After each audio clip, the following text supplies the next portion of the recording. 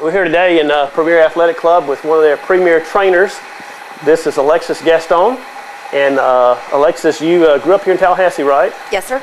And where'd you go to school? Well, I went to Florida High for 13 years. Okay. And then went straight over to Florida State and got my degree in exercise physiology. Okay. And how long have you been a personal trainer?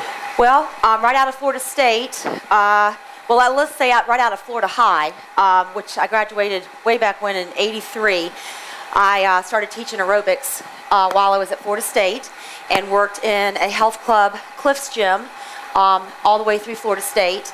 And then as I graduated from Florida State, I moved to Miami and went to Miami to become a trainer because there were no personal trainers at the time in Tallahassee. And so went to Miami and became a trainer there and also taught aerobics there. And walked out one day and my car was gone. And kind of looked around, and funny story is that my husband, which was not my husband at the time, was living here in town, and he was from Miami. And I called him. He was actually in law enforcement academy here. And I called him and told him that my car was gone. He's like, "Why are you calling me?" And I was like, "Well, I don't know. My car is gone." He's like, "Well, call the police." And I was like, "Well, okay." So anyway, make a long story short, I found my car like 3 weeks later and wasn't the same, and decided that I better come back to Tallahassee and try to make personal training a go in Tallahassee. So I did. Came back to Tallahassee, started personal training here, and also went to massage therapy school. And so I started personal training, became very successful here with that. Taught aerobics, also became a massage therapist as well. And I've been doing it ever since, and I love it. Awesome. Awesome. That's cool. Alexis, what would you say the role that nutrition plays in taking care of someone and getting fit? What role does that play, eating right? Well, food to so many people, food for Americans it's all about food. I mean, parties and holidays and events and football games and everything. It's all surrounded around foods and what's Thanksgiving without turkey? Right, exactly. Or whatever it might be. And so that's one of my biggest obstacles in working with people is how do we work through all that. And I have to do it very slowly. And one of my mottos with my clients is to try to teach them to live to eat and not to eat to live. And it's kind of deep, and you got to kind of think about it. And you have to do it very slowly. It's something that I kind of address little issues. And I don't like to use the word diet. I don't put anybody on a diet. What I recommend is that you make small changes very slowly. What I usually start with is that I have clients write usually anywhere from a 3 to a 7 day, what I call a diet log, and just basically have them write down what they eat, what they drink, their exercise, their moods, because what they eat will affect how they feel, and how they feel will affect what they eat. But they may not know that. So exactly. You're basically trying to establish what they're doing now. So right. Okay. And then from there, we will make small changes. Because so many times I'll have clients go, "Gosh, I feel so tired," or "I have no energy," or "I have headaches." And I'll say, "Well, what are you eating?" They might be skipping meals, or they might be eating McDonald's, or they might be eating cake during the day, whatever it might be, and that's the answer right there, And so those are the kind of things that I have to address. What kind of things would make a person feel tired? I mean, is that lots of carbs or sugars, or too much fat, or what? Sugars. One of the things that I immediately try to say, to try to cut out, which is, and I tell them it's as simple as this, and it's as difficult as this, is white sugars, white flour, white pasta, white bread, to try to eliminate that immediately. It's as easy as that, and it's as hard as that, because so much of where you eat out, it's there. You know, Italian restaurants, you don't find whole wheat pastas usually. It's all white pasta. You go to a restaurant, there's white breads. You know, it's immediately, that's the first thing they give you. You know, and it's almost like, you know, no thank you. So you kind of have to work through all that. And it does take willpower. And you gradually have to change things. So when I go to Subway or Firehouse, I need to say wheat bread when they say ask wheat or white. I need to Wheat say bread, but that too is misleading, because a lot of the wheat bread in restaurants is not true whole wheat bread. It's enriched whole wheat. So that's a big difference too. And I'm going to jump around because that's my personality. Absolutely. Okay, because I'm like all over the place all the time. Yeah, okay, yeah, so yeah. I will take clients to, we have shopping tours all the time, like at Publix or New Leaf. And I'll take them down the bread aisle and I'll go, okay, well, we have 2 types of bread we can buy here. Okay, and that's about it. And those are the, usually, I think at Publix right now, there is granola 100% whole wheat, and I think there's Nature's Own has 100% whole wheat. And those are the only 2 right now that Publix has. Now, New Leaf has many brands that are true whole wheat and or organic whole grains. What about those 9 grain and 12 grain and things? If you look at it, there's a couple ingredients that you want to shy away from. One is the enriched whole grain, because again, it's not true 100% whole wheat. And then you want to shy away from the high fructose corn syrup, which is in so many things we eat. And the high fructose corn syrup, what it does to us is it causes us to stop the production of the hormone that tells us that we're not full, okay? So when we eat the high fructose corn syrup, we don't realize that we're not full, so we continue eating more. We don't realize we are full. We don't realize that we are full. Right, Excuse me, yes, that we are full. So we continue eating more. So it actually makes you eat more to eat the high fructose Exactly. sugars. So what happens is, even if you eat a small amount of it, okay, you're still eating that high fructose corn syrup, and so you're still hungry. Okay? So then we get into like the Jenny Craig diets, and we get into even the Weight Watchers diets and things like that, which are good in some aspect because they're small proportions, but yet you're eating things with the high fructose corn syrup or the enriched foods, okay? And so it kind of, you're kind of sabotaging yourself in a way. So some of the things, it's not just the thing that's unhealthy for you, it actually stimulates or suppresses appetite. Exactly. So you eat more. Exactly. Because you ate that. Exactly. And Wow. and I'm not That by kind of any Lay's means. potato chips, nobody can eat just one. Yeah. Doritos. Yeah, or whatever kind you of want like to that, say. but in Lay's potato chips, the good thing about Lay's is that you don't have high fructose corn syrup and you don't have enriched. So that's a little bit different, okay? Okay. But and I don't want to say anything negative against Weight Watchers, because I do like Weight Watchers in some aspect, and I don't want to say anything negative against Jenny Craig, because in some ways it is very good. But Weight Watchers this year has changed their program and going to promote more wholesomeness foods, meaning more organic, more wholesome foods that don't promote things like the high fructose corn syrup in their foods, the enriched ingredients and things like that. So again, I'm real big on trying to promote as much organic or as much whole grains, as much natural products and foods, things like that. Let's talk a little bit about fitness. What if someone wants to get in shape? What role does nutrition play versus exercise? I mean, can you get in shape with just nutrition, or you have to have exercise? Here's what I tell them.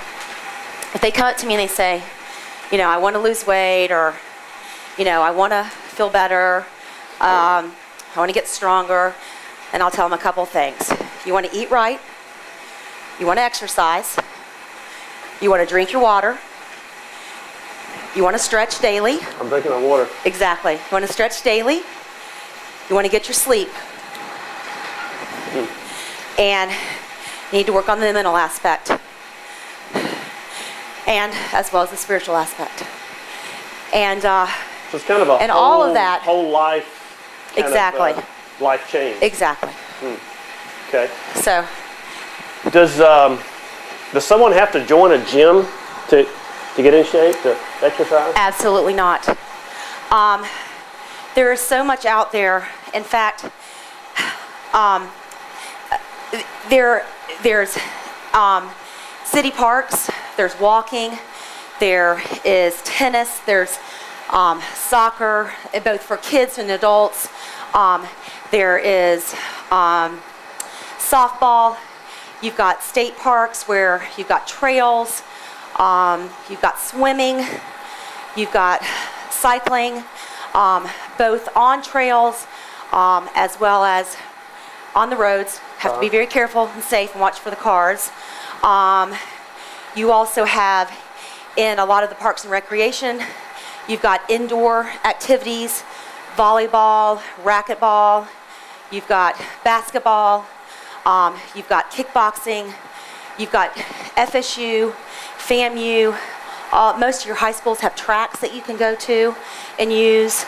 So all this is free stuff? Pretty much everything is free.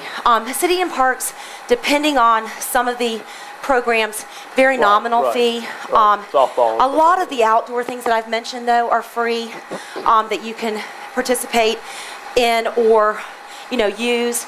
You've got the malls for walking. I mean, if you go early in the morning, at both Tallahassee Mall and Governor Square Mall, there's plenty of people walking inside and indoors. Okay. And, the other thing is, too, do you need equipment? You don't need equipment. You need just your body. And you can go if you look at a lot of the parks on their walking trails, they'll have, balance boards or beams or pull-up bars or things like that. Right. You don't even need that, And if you, in reading, the health section, or if you get on the internet or anything nowadays, you'll see that the way fitness is going is to enjoy in nature, outdoors. And so, I have a class right now, a private class that I do, 5:30 in the morning, 5 days a week. And one of the days we go outside, and we're in a parking lot outside, and we just are all over the place, and we're running up and down and using the medians and the corridors and the columns, and you name it, we do it, And a lot of the larger cities do a lot of different boot camp classes and things like that. So I like to promote, when I teach my classes or one of my clients, to me it's all about fun. And I like to If you don't enjoy it, you're probably not going to Exactly. And I tell when I'm teaching my classes, I'm like, okay guys, before we start here, number one, it's about fun. And then if you sweat, that's great. Okay? But first it's about fun. Well, let's say I'm not trying to be a triathlete here or run a marathon. About how many minutes a day and days a week would you say someone should shoot for to get started? Well, it depends. Just general. Okay. There's guidelines here. Okay. And if you follow the American College of Sports Medicine, as well as American Heart Association guidelines, which I do, if you're a healthy individual, male, under 40, 30 minutes a day for health, most days of the week. Most days of the week being 5 to 7. If you're trying to lose weight, at least 60 minutes, most days of the week. If you're trying to lose weight and maintain that, okay, 60 to 90 minutes a day. All right? Weight training, strength training, twice a week. Full body, depending 8 to 12 repetitions. And this is, again, everyone's individualized. And this is a guideline. Women that are healthy, under 50, again, same guidelines as I just said. Okay? 30 minutes a day, most days of the week, being 5 to 7. If they want to, for healthy purposes, 60 minutes for weight loss maintenance, 60 to 90. And again, this is exercise. This is not just cardiovascular. This is cardiovascular and strength training and all of it together. And let's see, what else? Oh, and if they're over 40 male, over 50 female, and they don't have any risk factors, same guidelines. If there's risk factors, heart condition, high blood pressure, osteoporosis, high cholesterol, I wouldn't make any recommendations. I would have them go to the doctor first, have a stress test, have a full physical, and then from there, follow certain guidelines. Children need at least 60 minutes a day of exercise. Children being teenagers and... Children being, children? Usually you try to guide children about 14 and under. At the age of 14, you kind of have to individualize it and decide, are they more adult-like?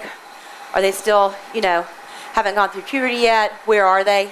Right. And how much? But children are a little bit different. So, and children can do strength training just like adults can. It's a little bit different. Their recovery's a little bit different. So, you want to not push them as long because it takes them a little bit longer to recover. So, in that aspect, you don't want to push them as long for long endurance. Okay. The other thing that's real important too is I try to, a lot of people will say to me, Alexis, I can't go for 60 minutes. I can't go for 30 minutes. I don't have the time. I'm bored. I don't like it. And I say to them, you don't have to. Go 10 minutes here. Go 10 minutes there. Go 10 minutes there. So it's not all at one time. Exactly. And what I'll tell them is that for 10 minutes, just increase the intensity a little bit. Okay? So if you're just going to go 10 minutes in the morning, just go a little bit harder 10 minutes. Go 10 minutes in the afternoon, a little bit, increase the intensity a little bit more. And also they're finding, well, they have been finding for a few years now, that interval training, okay, you'll get a lot more out of interval training, which means increase the intensity. Is that like circuit training or? It can be. There's so many different ways that you can exercise. But the old theory back when I was in school in the 80s was that if you went for a longer duration at a lower intensity, you would burn more fat. So we were all going, 60, 90 minutes at, this slow pace thinking, woo, okay, yeah, I'm going to get skinny. And here we were getting fatter and fatter, Right. And it wasn't working. And we were like, but we were in our fat zone and, and you'll still see a lot of cardiovascular machines that say, this is where you need to be for your fat zone. It's very confusing. Yes, you burn fat as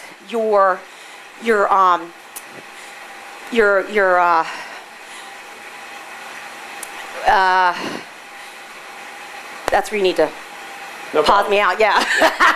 Yeah. You burn your. I know there's brain dead here. Right. Yeah. You will burn fat as your I'm going to get this in a second. As your source of energy. Thank you. Okay. Ready? You will burn fat as your source of energy, but you will burn, it's all about burning calories, okay? So the higher the intensity that you exercise, the more calories you burn, okay? So a pound of fat, okay, or a pound of weight loss, 3,500 calories. So that's your goal.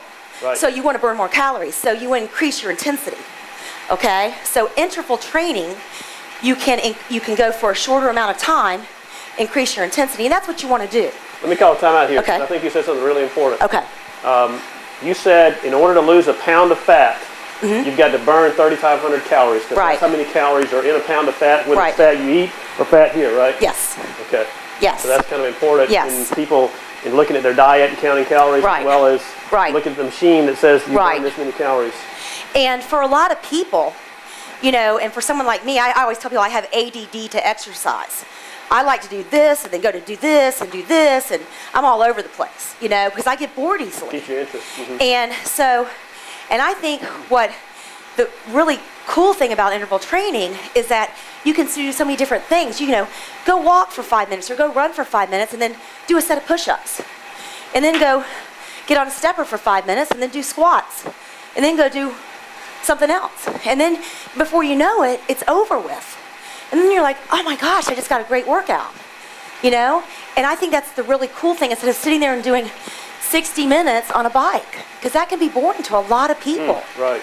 Well, it's hard to find 60 minutes in a block. Right, exactly. When am I going to do this? I've got exactly. kids. I've got to haul them places, or I've got to be in this meeting and I've got this conference to go to, got to fly here, fly there. But you can find 10 minutes here, 10 minutes there. Right.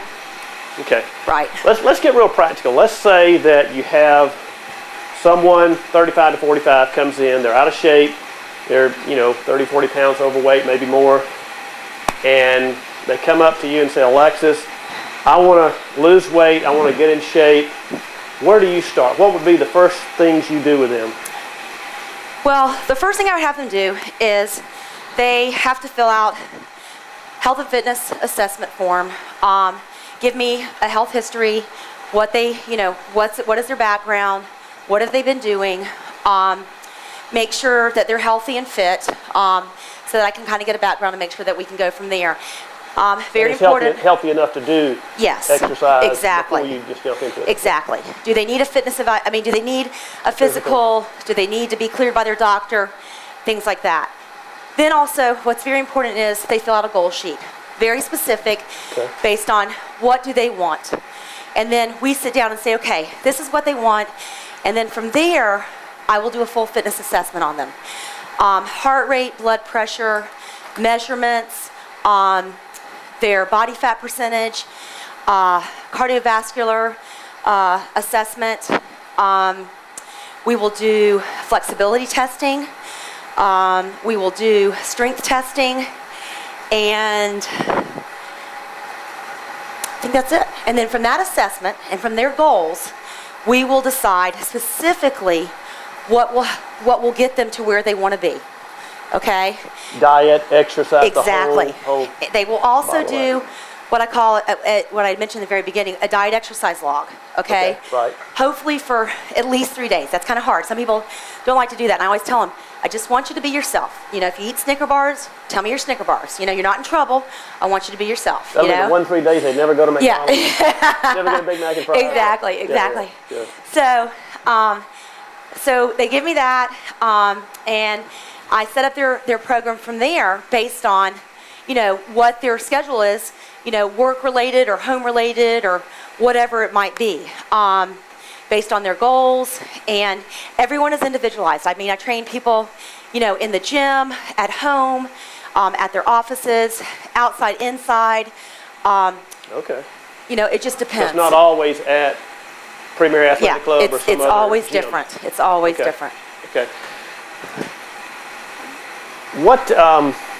You've been doing this for a long time, and you've worked with all kinds of people. Some people who came and stuck with it for years, changed their lifestyle. Now they're not with a trainer. You've trained them. Others who get started with a bang and then they're a month they're burned out. What have you found that keeps people motivated? What are the kinds of things that help people to stay with a fitness program? Variety. The main thing is variety. Variety. That's the first thing that comes. I always tell them variety is the key to life. And fitness to me.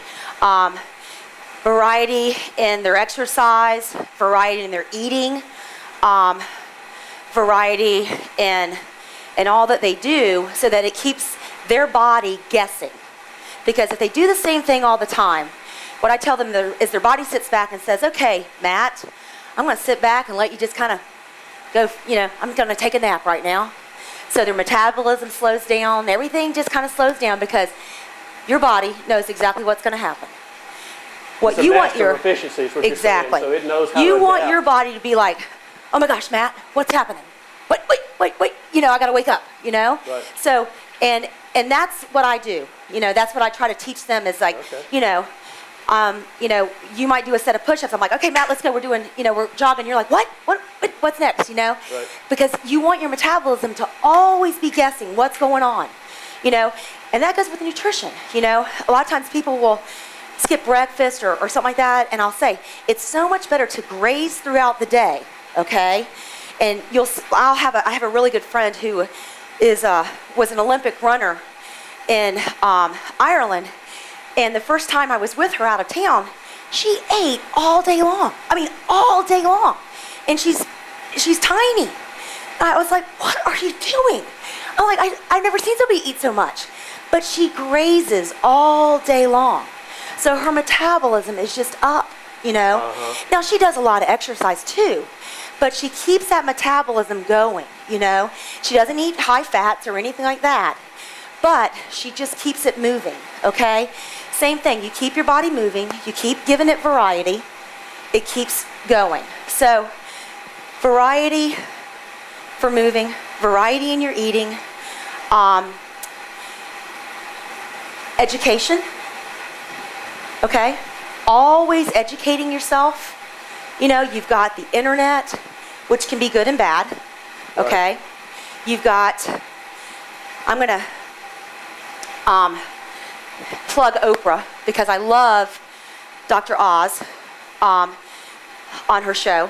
I love his books, everything about that, what he writes. I think he's right on as far as the health and fitness and the mental aspect of it and everything.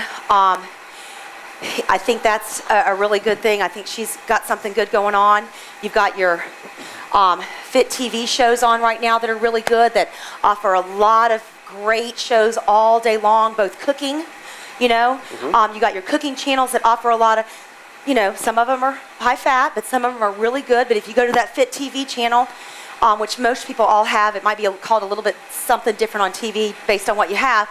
They have cooking channels all day long that are there. You know, reading, just educating yourself. Even when you go to different clubs, really ask questions. Because unfortunately, in my field, personal trainers are not regulated, which means anybody can be a personal trainer. So what makes it bad for someone, or unfortunate for someone like the average person coming into trying to get a trainer, is that you know, you might get somebody that's, you know, just went to school or just got a degree or just got certified for, you know, in 1 hour. Right. And you really need to ask a lot of questions. You know, ask your doctor who they recommend, or if you've gone to an orthopedic surgeon or, you know, you've had some issues, ask who they recommend, you know. Okay. If you see a massage therapist or a chiropractor, ask who they recommend. Because a lot of your doctors nowadays will recommend trainers nowadays. So having a trainer is something that keeps you motivated too. Yes, right? Yes. Accountability. Exactly. Okay.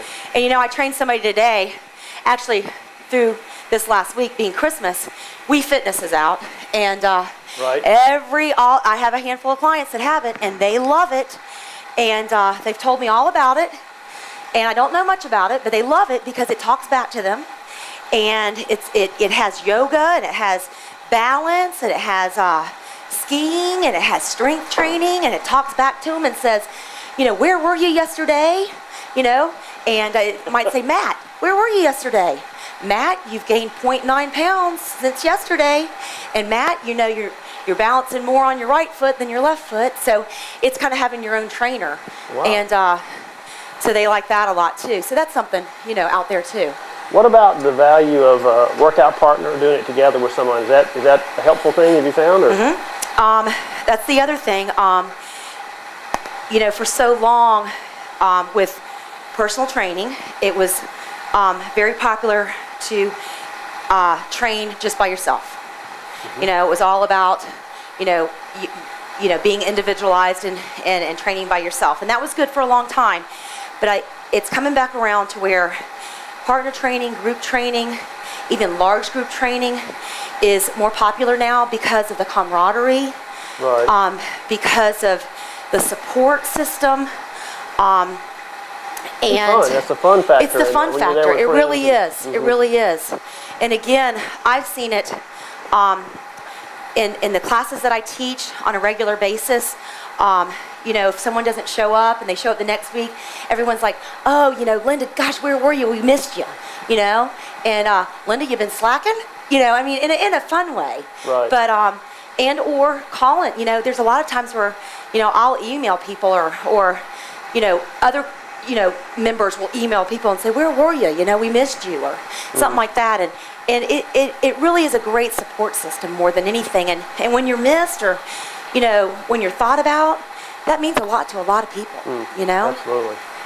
So, and you know, the other thing that I see too is that, you know, when you've got that personality that you're kind of withdrawn or you're not comfortable around people, it kind of brings people out. And right. really changes people and makes people feel important. And that's what I like about my job. You know, I don't even like calling it a job. I mean, I just like what I do. This is fun. I just like, when people feel good, I just like it, Yeah, you know? that's kind of the way about my job, I mean, it's the same thing. You Yeah. like helping people. It's exactly you know, right. Making a difference in people's lives. Exactly. Well, I know a lot of people are intimidated about going to a gym or going in because they feel like I'm way overweight, I'm not in shape, everybody there is going to look like you, Alexis, but they really don't, do they? I mean, they're just all sorts of body types and people trying to get in shape. Exactly. I mean, a perfect example is I've done a handful of marathons. Well, not a handful yet, and I won't make a handful. I've done 4 marathons, and most people that run marathons don't look like a marathon runner. Really? I mean, yeah. They're super skinny no, yeah. You look at them and you're like, they run a marathon, you know? And they're just motivated to they are just motivated to do it, and I love it. I love looking at the people that run because I'm like, I am so happy that person is running, you know? Because it's just, you know, it's just amazing that, you know, these people can do it, and I'm glad. So. Wow. Awesome. Okay, we're gonna thanks, Alexis. Oh, thanks thank for you. helping us. It's been awesome here, and you gave us some great advice. I think you've given us some ideas of where we could start and where people could, wherever they are in the program. So yeah, Linda. Yeah. We hope Linda's working out. I mean, she's way overweight, and look how windy she is. See, I'm just not breathing hard at all.